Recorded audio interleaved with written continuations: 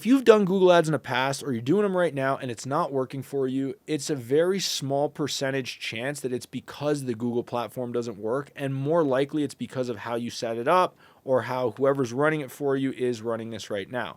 So when people tell me Google Ads isn't working, usually it's I'm not getting any calls at all, or it's I'm getting a bunch of calls, but they're all junk and they're not what we're looking for. They're AAA roadside, they're passenger vehicles, etc. Why is that happening? First, I'll start with the second one. You're getting junk calls. This is a sliver of the auto niche, okay? Like 90% of the types of vehicles that are out there, we don't want to work on. So what that means is that targeting is very, very important. And more importantly than the targeting is excluding all the stuff that we don't want. So generally when people come to us and they're getting junk calls, we can fix that very quickly by just updating the targeting and excluding a bunch of the bullshit keywords that they're targeting that they don't even know they're targeting. The first one of I'm not getting any calls is actually a little bit trickier because it depends on a lot of things. Usually, if you're not getting calls, it could be a tracking issue. Could be, hey, the phone number is actually not even right. Believe it or not, that happens. People spend money and goes to the wrong phone number, so they never get calls. More oftentimes, it's because they're not spending enough money.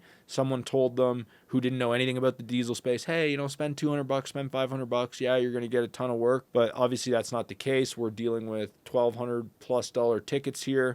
Sometimes $30,000 overhauls. Like, how can you compete with people who understand the value of that and are willing to invest to get that when you're spending $200? That's probably why you didn't get any calls. Or a lot of times it's like, I wasn't even doing Google Ads and I didn't know. Some guy told me, hey, just give me $500. I'm going to make you rank on Google.